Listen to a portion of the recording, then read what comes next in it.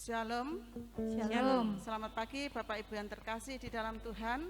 Atas anugerahnya yang besar, Tuhan memberikan kesempatan kepada kita, memberikan kesehatan kepada kita, sehingga pada pagi hari ini kita boleh memuji dan memuliakan namanya. Saya mengundang Bapak Ibu untuk bangkit berdiri. Mari kita memuji dan mengagungkan namanya.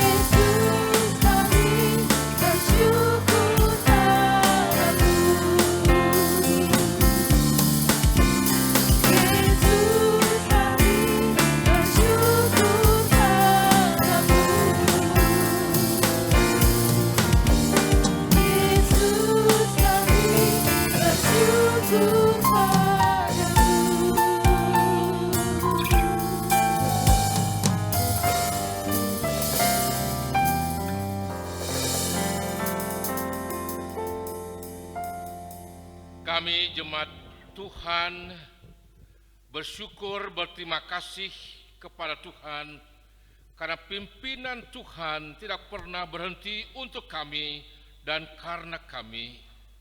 Berdoa untuk sahabat kami yang belum bersama-sama kami, yang di rumah, yang sakit, yang bepergian, yang masih kebimbangan.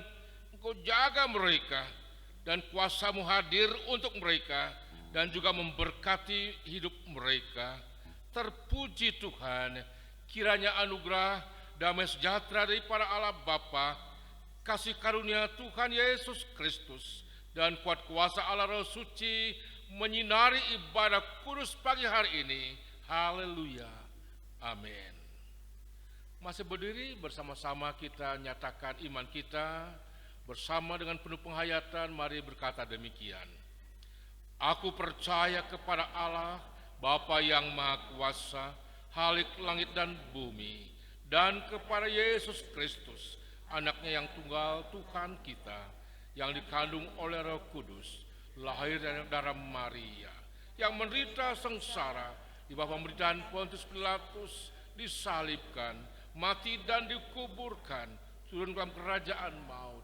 Pada hari yang ketiga, bangkit pula dari antara orang mati, naik ke sorga, duduk sebelah kanan Allah Bapa yang Maha Kuasa, dan dari sana ia akan datang kembali untuk menghakimi orang yang hidup dan yang mati. Aku percaya kepada Roh Kudus, gereja yang kudus dan am, persekutuan orang kudus, pengampunan dosa, kebangkitan tubuh, dan hidup yang kekal. Amin. Jemaat duduk kembali. Kita akan memuji Tuhan dengan pujian yang kedua, bagaikan bejana.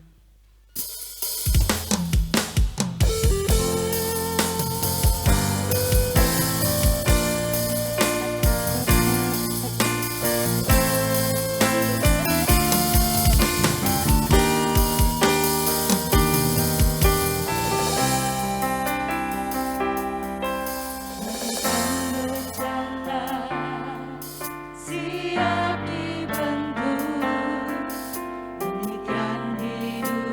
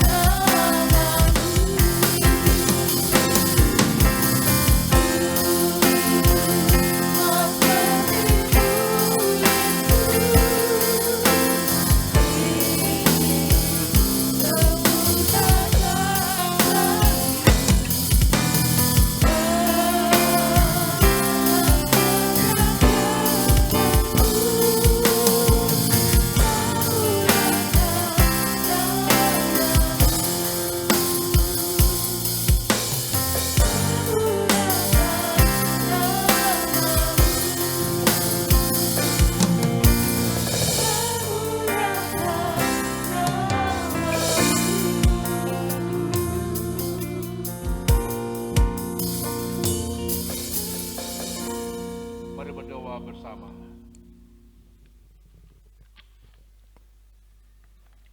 Ya Tuhan, kami lapar akan firman kebenaran-Mu.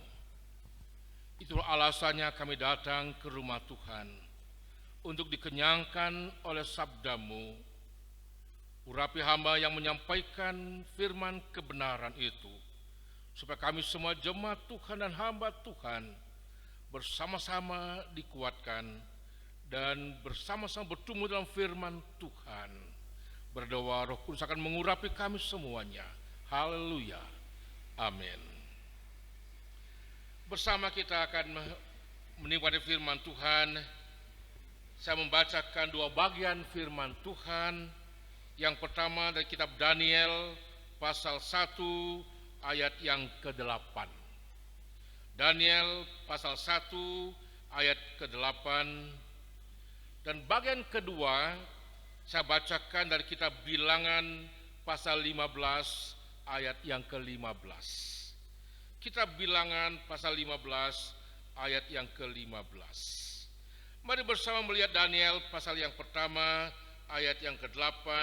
Firman Tuhan berkata demikian. Daniel berketetapan untuk tidak menajiskan dirinya dengan santapan raja dan dengan anggur yang biasa diminum raja. Dimintanyalah kepada pemimpin pegawai istana itu supaya ia tak usah menajiskan dirinya. Bilangan pasalnya yang ke-15 ayat yang ke-15. Bilangan pasal 15 ayatnya yang ke-15 saya baca demikian firman Tuhan.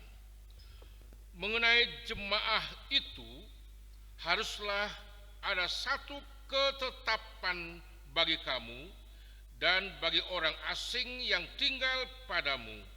Itulah suatu ketetapan untuk selama-lamanya bagi kamu turun-temurun. Kamu dan orang asing haruslah sama di hadapan Tuhan.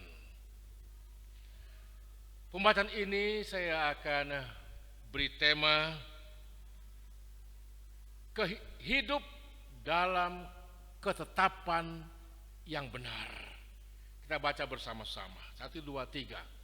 Hidup dalam ketetapan yang benar. Kalimat panjangnya dari tema singkat ini berbunyi begini. Kehidupan secara pribadi maupun secara lembaga harus hidup dalam ketetapan yang benar. Saya ulang lagi. Kehidupan secara pribadi atau perorangan maupun berlembaga bersama-sama harus hidup dalam ketetapan yang benar. Bapak Ibu jemaat Tuhan, ketetapan sama dengan keputusan, sama dengan keteguhan hati, keteguhan niat. Itulah namanya ketetapan. Bila tidak hidup dalam ketetapan atau kepatuhan, keteguhan, maka akan terjadi masalah. Bila tidak hidup dalam ketetapan, keteguhan hati, maka akan terjadi masalah. Khotbah saya hari ini mau menghubungkan antara kebutuhan yang kita punya dengan keputusan yang kita buat berdasarkan kebutuhan itu. Paham Bapak Ibu? Hubungan kebutuhan yang saya punya dengan ketetapan yang saya ambil, bagaimana hubungannya? Atau bagaimana kontradiksinya? Misal saja, saya beri contoh. Saya sangat lelah. Apa kebutuhan saya? Istirahat. Itu kebutuhan saya, istirahat. Lalu Apa keputusan saya? Saya pergi ke tempat duduk atau pergi ke tempat tidur supaya saya sehat. Tetapi kalau saya butuh karena lelah, butuh istirahat, tapi keputusan saya terus bekerja, terus berjalan, maka masalah akan timbul. Seperti misalnya liver akan sakit, tensi akan naik, ada banyak masalah terjadi karena kebutuhan dan keputusan tidak selaras adanya. Pak Sugeng, maafkan Pak Sugeng, saya berikan contoh. Dia pada waktu mengalami stroke, kebutuhannya adalah cepat pulih, betul ya, cepat sehat. Itu kebutuhan Pak Sugeng. Apa kebutuhan Pak Sugeng? Siang hari dia jalan di depan berjemur, gerakan badan, olahraga, pulih dengan baik. Seandainya Pak Sugeng punya kebutuhan sehat dari stroke, tapi keputusan dia ambil adalah tidur, mungkin sudah digotong ke selatan, betul ya? Maafkan Pak Sugeng. Anak saya izin tadi kepada Bram. Dia punya kebutuhan damai hidupnya. Damai hidup. Itu kebutuhan anak saya Bram. Tetapi keputusan dia masuk program S2. Bukan D3. Apa itu S2 Bapak Ibu? Masuk program sabu-sabu. Damainya hilang, hancur hidupnya. Seandainya dia ngambil program D3. Apa D3 itu? Doa, dan doa. Damai akan mengalir, amin. Dia punya pengalaman, punya kebutuhan damai, tapi keputusan salah, hancur hidupnya. Yang kedua Bapak Ibu, ketiga Bapak Ibu, saya lapar. Apa kebutuhan saya? Nasi. Saya lapar, kebutuhan saya nasi atau kue. Maka saya harus buat keputusan sekarang. Apa keputusan yang saya buat? Ketetapan yang saya buat adalah pergi ke dapur kalau di rumah, ambil piring, ambil nasi dan makan. Lapar hilang. Tetapi kalau saya lapar, tidak mau ngambil nasi, baca dan baca, tidur dan tidur, terjadi lambung sakit dan bermasalah besar. Bapak Ibu yang mengasihi Tuhan Yesus Kristus, setiap orang punya kebutuhan, amin. Setiap orang punya kebutuhan, tetapi setiap orang harus membuat keputusan, ketetapan berdasarkan kebutuhan tadi. Bila benar keputusannya, dia akan berhasil. Bila salah mengambil keputusan, dia bermasalah. Karena itu, baik secara pribadi maupun secara lembaga, semua punya kebutuhan dan semua harus membuat keputusan. Karena itu mari bersama-sama melihat keputusan atau kebutuhan pribadi Daniel, mewakili pribadi kita masing-masing. Lihatlah Daniel di pasal yang pertama tadi. Kita baca Daniel pasal pertama mengatakan demikian. Daniel berketetapan untuk tidak menajiskan dirinya dengan santapan raja dan dengan anggur yang biasa diminum raja. Apa kebutuhan Daniel di sini Bapak Ibu? Tahu kebutuhan Daniel? Kebutuhan Daniel adalah Daniel merindukan kehidupan suci. Hidup kudus itu kebutuhan Daniel Bapak Ibu. Lalu apa keputusan yang dibuat Daniel? Dikatakan di sini tidak minum anggur, tetapi minta makan sayur dan air saja. Itu keputusan Daniel. Minum air, makan sayur saja. Apa hasilnya? Keputusan selaras. Apa hasilnya? Ayat 9 menjelaskan hasilnya. Maka Allah mengaruniakan kepada Daniel kasih dan sayang.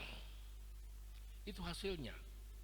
Daniel mendapatkan kasih dan sayang dari Tuhan. Yang kedua, Alkitab Daniel menjelaskan Daniel mendapatkan kedudukan tinggi di negara asing. Yang ketiga, Daniel terbebas dari ancaman singa lapar. Karena Daniel membutuhkan hidup suci dan keputusannya sesuai dengan kebutuhan tadi. Hebat, mendapatkan kasih sayang Tuhan. Saat ini Daniel punya kebutuhan dan keputusannya salah, Daniel akan dimangsa oleh singa lapar, betul? Itulah kebutuhan pribadi dan keputusan yang selaras. Yang kedua, kita melihat Bilangan pasal 15 ayat 15. Berbicara masalah kebutuhan lembaga dan keputusan secara berlembaga. Dikatakan di situ jemaah atau jemaat Tuhan atau lembaga gereja Tuhan. Apa kebutuhan gereja dalam Bilangan 15 ayat 15? Kebutuhannya adalah hidup rukun, Bapak Ibu. Hidup damai dengan sesamanya. Ada kesatuan yang intim dalam jemaah. Itu kebutuhan, Bapak Ibu. Lalu jemaat itu diminta membuat keputusan berdasarkan kebutuhan tadi. Apa keputusan yang harus diambil oleh jemaat? Ayat tadi juga mengatakan, kamu jemaat dan kamu orang asing harus sama-sama sejajar, setara di hadapan Tuhan. Tidak ada yang lebih tinggi, lebih rendah, tidak ada. Sejajar. Tetapi kenyataannya seringkali berbeda, Bapak Ibu. Orang kulit putih kumpul sama orang kulit putih. Suku A kumpul sama suku A. Tidak mau berbaur sama suku B. Yang kaya kumpul sama orang kaya, tidak mau sama orang miskin. Kebutuhan untuk rukun, tapi keputusan salah, maka ada masalah, Bapak Ibu. Lembaga. Mari bersama-sama waspadai antara kebutuhan dan keputusan harus benar. Bapak Ibu yang mengasihi Tuhan Yesus Kristus, dalam hidup kita bersama, sudah saya katakan tadi, punya dan ada kebutuhan-kebutuhan. Namun dituntut, dimampukan membuat keputusan-keputusan yang benar. Pujian pembukaan tadi mengatakan apa, Bapak Ibu? Ajar kami untuk memiliki hati yang bijaksana. Maksudnya apa itu? Supaya ketika ada kebutuhan muncul, hati bijaksana akan mengontrol kebutuhan itu, sehingga dapat membuat ketetapan yang benar.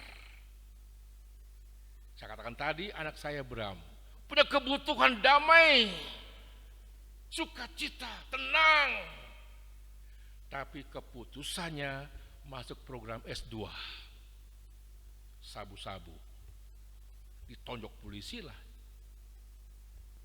menderita lah, dan sebanyak lagi penderitaannya. Sekarang dia tidak mau lagi masuk program S2, Bapak Ibu. Program D3 saja cukup. Doa, doa, Semoga ini terus berkembang, terus berjalan. Bapak Ibu yang mengasihi Tuhan, koreksi kebutuhan kita masing-masing. Dan mampukan diri saudara mengambil keputusan yang benar. Misalnya, saya butuh keselamatan. Maka keputusan saya adalah mencari juru selamat, yakni Yesus Kristus. Kalau mau selamat, mencarinya bukan kepada Yesus Kristus, gagal. Alkitab mengatakan demikian. Saya punya kebutuhan dalam keluarga saya, Bapak Ibu, supaya keluarga saya damai, rukun. Ayah, ibu, suami, istri, anak, orang tua, cucu, sama opa, oma, rukun, saling mengasihi, itu kebutuhan saya. Saya harus buat keputusan sekarang, selalu memberikan rasa penghargaan, hormat, mengasihi isi keluarga saya. Maka kebutuhan saya akan tercapai dengan benar. Amin. Bapak Ibu punya kebutuhan bebas dari virus corona. Amin. Apa keputusan Bapak Ibu sekarang? Jaga jarak, pakai masker, kecuali berkhotbah hari ini. Cuci tangan, itu keputusan yang harus diambil supaya kebutuhan untuk terhindar tercapai. Menurut khotbah saya mengajak Bapak Ibu melihat satu firman Tuhan lagi dalam kitab Injil Matius pasal yang ke-19. Saya tidak membaca karena panjang ayatnya. Matius pasal yang ke-19 ayat 16 sampai 26. Kisah anak muda yang kaya, yang punya kebutuhan dan juga punya keputusan. Apa kebutuhan orang kaya ini? Kebutuhannya adalah, dia bilang, guru, apa yang saya perbuat untuk mendapatkan kehidupan kekal atau keselamatan. Itu kebutuhan anak muda yang kaya, Bapak Ibu. Lalu Tuhan mengajak dia mengambil keputusan. Apa keputusan yang harus dibuat? Kasih orang tuamu, kasih sesama manusia. Oh sudah, katanya orang kaya tadi. Kalau begitu, satu lagi keputusan yang kebuat. Jual hartamu, beri orang miskin. Pemuda kaya ini gagal membuat keputusan yang benar. Dia menyesal, menangis, pergi, meninggalkan Yesus Kristus. Hidupnya bermasalah. Karena apa? Kebutuhan dan keputusan salah. Tidak selaras. Karena apa? Hati tidak bijaksana. Yang kedua, kita buka Markus pasalnya yang ke-7 ayat 24 sampai 30, juga tidak saya baca karena panjang. Ini renungan yang saya kirim ke jemaat-jemaat, renungan pagi tanggal 3 September. Yang sudah membaca dan merenungkannya masih ingat tentang kisah wanita dari kota Siro-Fenisia, orang Kanaan ini. Dia punya kebutuhan, Bapak Ibu. Apa kebutuhan wanita ini? Anaknya yang kerasukan setan minta disembuhkan oleh Tuhan Yesus Kristus. Itu kebutuhannya. Lalu apa keputusan, ketetapan wanita ini, Bapak Ibu? Datang kepada Yesus Kristus. Sekalipun direndahkan sama Yesus. Yesus bilang, anjing-anjing makan remah-remah roti yang jatuh. Dia bilang apa? Ya, anjing juga makan dan sebagainya. Dia direndahkan sama Yesus Kristus, Bapak Ibu, tapi dia buat keputusan tetap mendekat sama Yesus, tetap memohon kepada Yesus Kristus. Tidak menghiraukan, dihina, direndahkan. Hasilnya apa?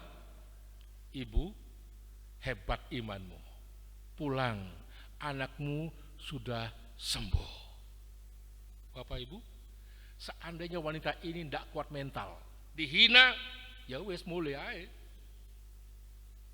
Tidak sembuh anaknya Bapak Ibu. Keputusan yang benar, hasilnya luar biasa. Bapak Ibu yang mengasihi Tuhan, saya punya kebutuhan pribadi. Butuh langsing, kurus Bapak Ibu. Tapi keputusan saya salah. Makan bebek goreng, doyan. Makan yang bersantan-santan, doyan. Kapan kurus sih? Tambah gemuk. Karena apa?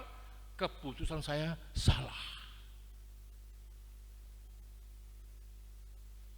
Anak muda, engkau mau belajar, mau sukses belajar dan sebagainya. Kalau engkau mengambil keputusan 4 jam sehari saya belajar, engkau sukses. Tetapi kalau 10 jam saya begadang, main-main HP, main-main film, game, engkau konyol dan hancur. Ingat ini. Semua keputusan pada diri kita masing-masing. Kalau hancur, jangan salahkan Tuhan.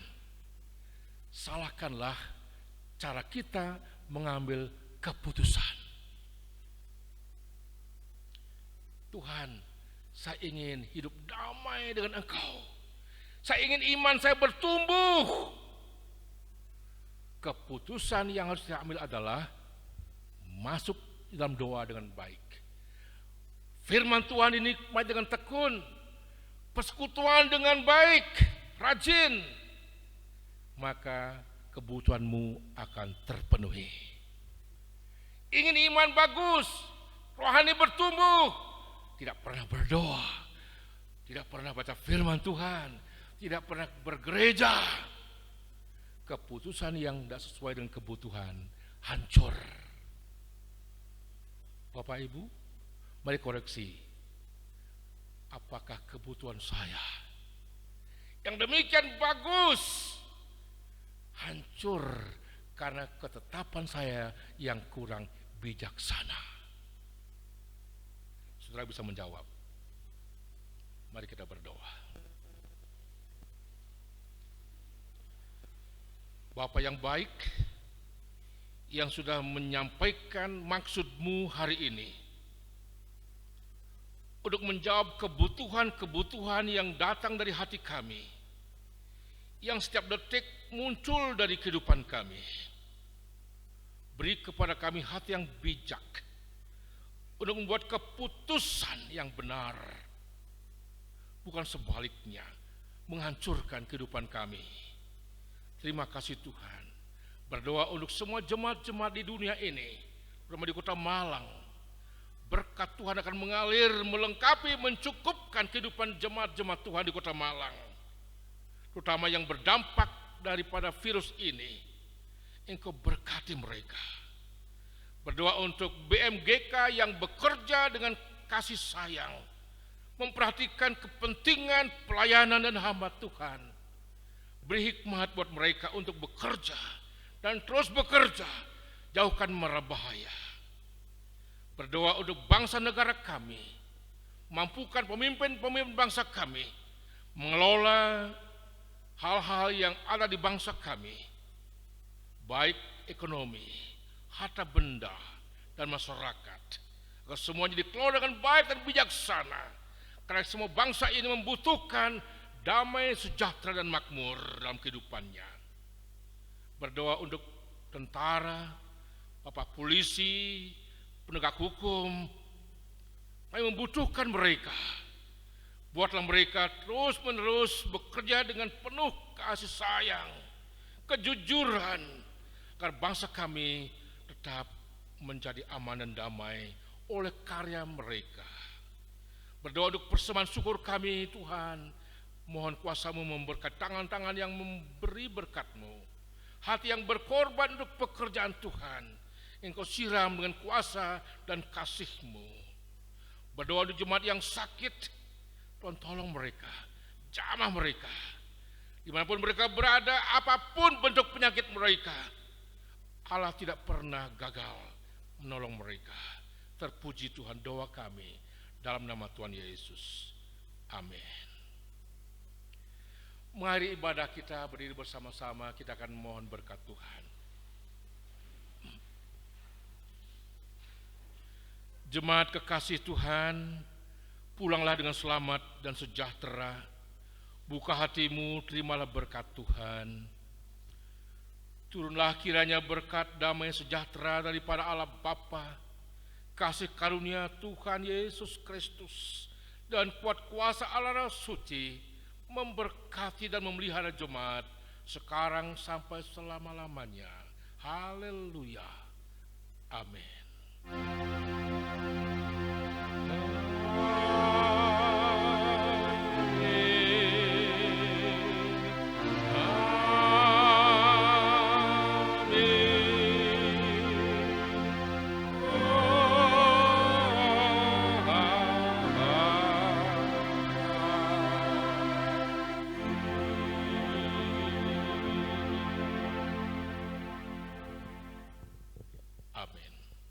Jemaat masih berdiri, kita akan memuji yang terakhir.